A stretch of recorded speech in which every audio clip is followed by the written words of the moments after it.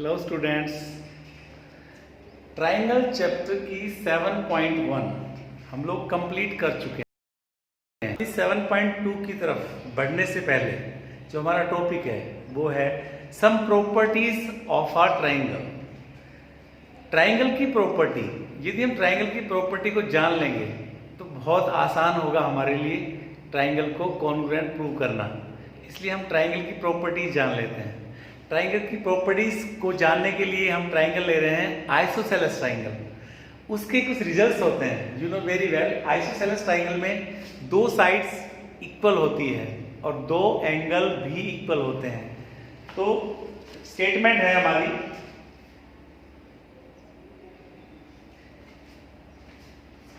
Theorem बोल सकते हैं इसको।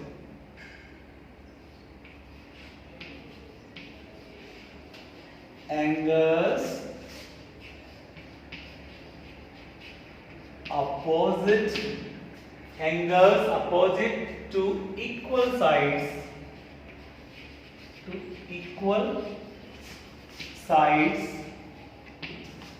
of an isosceles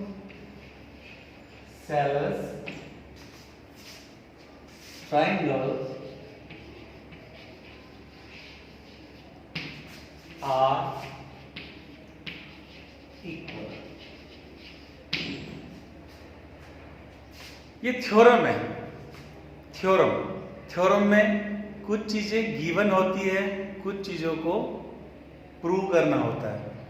अब इस स्टेटमेंट को यदि हम गौर से देखें तो angles opposite to equal sides of an isosceles triangle are equal. Result भी है, थ्योरम है। देखिए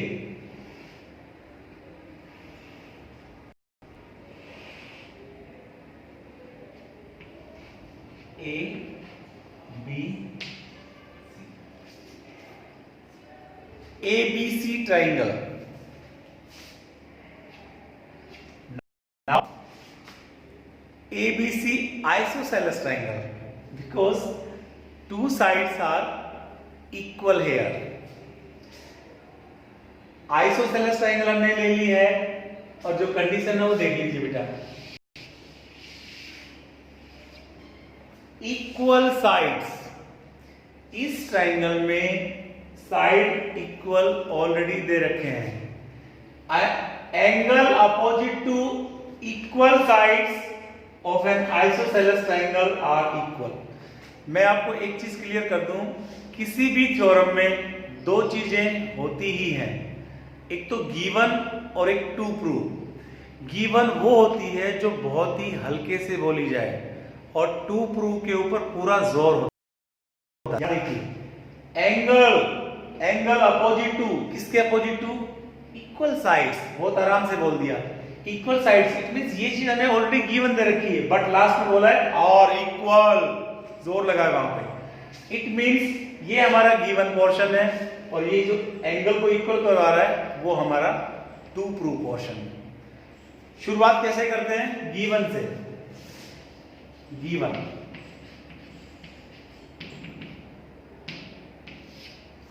क्या गिवन क्या है आपके पास? हमारे पास तो आइसोसेलेस ट्राइंगल है। लिखिए इन द गिवन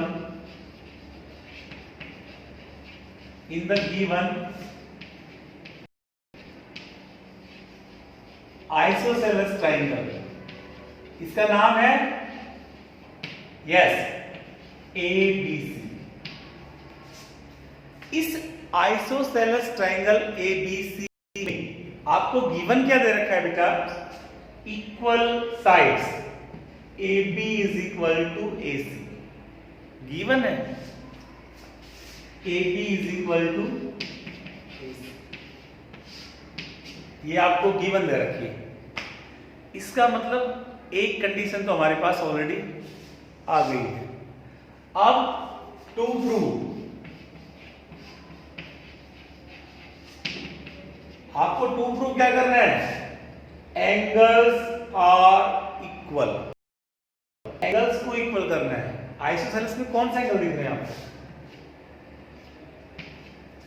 तो यहां डालिए angle B is equal to angle,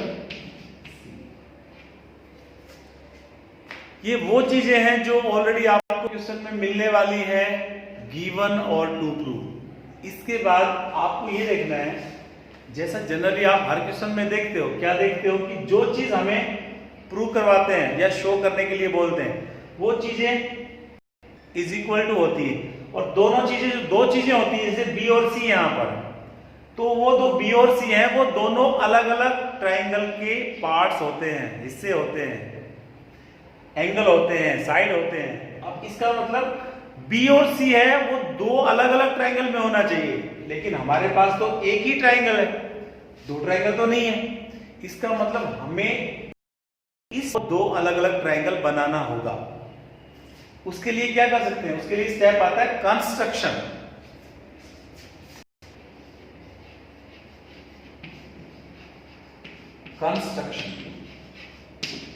इसमें क्या होता है, आप जो भी कंस्ट्रक्ट करने वाले हो,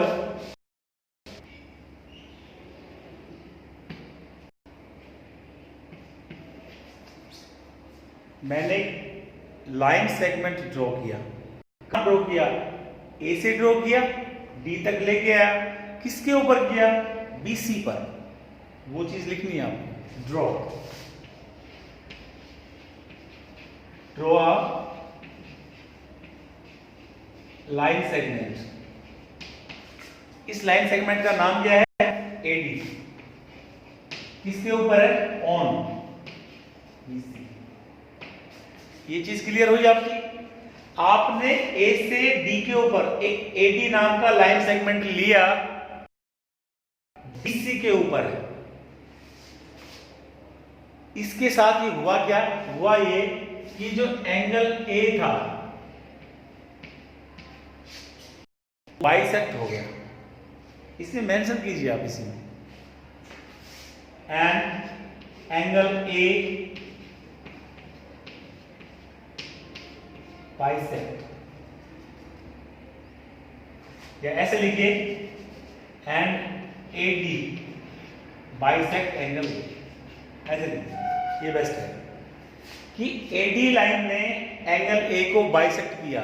इसका मतलब है अगर बाइसेक्ट किया तो आप बोल सकते हो यहां पे angle B A D, B A D is equal to C A. ये चीज क्लियर हुई कि नहीं, देखो आपकी इस एडी लाइन सेगमेंट ने हमारे कंप्लीट एंगल को बाइसेक्ट कर दिया। ये अलग अलग दो इक्वल भाग में डिवाइड कर दिया। तो यहां तक क्लियर है। और अगर आप गौर से देखो, अगर हम इन दो ट्राइंगल को लेके चलते हैं, एक तो साइड गिवन में थी, अभी आपने जो डाला, अभी ये जो एडी है ये इस ट्राइंगल में भी आएगा और उस ट्राइंगल में भी आएगा, यानी कि ए डी बी में भी आएगा, ए डी सी में भी आएगा। ए डी वो कॉमन हो गया दोनों का, और एक एंगल ये आपने कंस्ट्रक्शन से अभी किया। तो तीन कंडीशन हमारी यहाँ पे सेटिस्फाइड ऑलरेडी हो रही है, और आपको अच्छे से पता है तो फुटबॉल को ग्राउंड में ले जाने तक का काम हो गया। बाकी ये तो सीपीसीटी गोल तो अपने आप हो जाएगा। तो यहाँ अब आप ट्राइंगल कौन से दिखाने बताना पड़ेगा, कौन से ट्राइंगल ले रहे हैं, इन ट्राइंगल, इसको बोलते हैं प्रूफ। आप इस चीज को प्रूफ करो, जो आपने बोला है इसको प्रूफ करना पड़ेगा। आप ट्राइंगल ले रहे हो ADB, in triangle ABD and ADB और ट्राइंगल ABD लिया तो ACD। क्लियर है यहाँ AD, देखिए ABD लिया और ACD। इनमें क्या क्या है, एक तो ये दिखा दो कंडीशन गिवन वाली, आपका AB is equal to AC। क्या लिखूं, गिवन। ये तो आप गिवन में देखे चल रहे हो।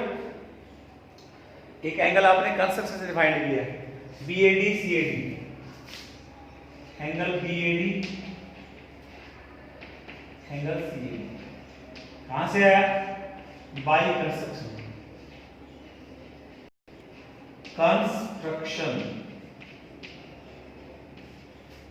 ये आपका कंस्ट्रक्शन से आ गया। तीसरी आपकी जो AD है वो दोनों के अंदर है, तो आप यहां बोल सकते हो कि sir AD is equal to AD, और वो दोनों में क्या है, कॉमन। आप गौर से देखिए, आपकी 3 कंडीशन क्राइटेरिया पूरा हो चुका है। साइड आई, एंगल और साइड। क्या side, angle, side, congruence rule. और ट्राइंगल कौन सी थी अपनी, ABD, और ये आपका कॉन्ग्रुएंट का सिंबल ट्राइंगल ACB। आपकी ट्राइंगल कॉन्ग्रुएंट प्रूव हो चुकी है, फुटबॉल ग्राउंड में आ चुका है। अब गोल करने में कितना वक्त लगने वाला है, बिल्कुल नहीं। इसके तुरंत बाद अगला स्टेप हमारा होगा BC is equal to B is equal to angle C, और क्या लिखेंगे, CPCT। चलो आपका क्वेश्चन कंप्लीट हुआ। मैं रिपीट करूं, angle opposite to equal sides of an isosceles triangle are equal. यानी यहां पे 2 बातें हैं, इक्वल साइड दिया, वो तो गिवन में दिया, बहुत हल्के से बोला, ये आपको 2 में डालना पड़ेगा, ठीक है। कंस्ट्रक्शन क्या किया, बिकॉज ये प्रूव करने के लिए 2 ट्राइंगल का होना जरूरी है। 2 ट्राइंगल अभी तो थी नहीं हमारे पास, तो हमने कंस्ट्रक्शन किया। एक लाइन सेगमेंट AD डाला, और एंगल A है वो AD के एंगल A है वो बाइसेक्ट हो गया, यानी कि BAD और CAD के इक्वल हो गया। AD दोनों में है, इसलिए इनका कॉमन हो गया। तो 3 कंडीशन होगी आपकी ट्राइंगल ABD एंड ACD में। AB बराबर AC गिवन, BAD is equal to CAD angle construction से, और AD बराबर AD कॉमन। और 3 condition, side, angle, side, confluence rule लग गया, और triangle ABD congruent triangle ACD होने के बाद आप बैक के बोल देना angle B is equal to angle C, CPCT बताना पड़ेगा, ठीक। ये आपका क्वेश्चन, ठीक है, कंप्लीट हुआ। थ्योरम आ सकती है, ठीक है, पता होना चाहिए। आज के लिए इतना है, ठीक है, ओके, थैंक यू।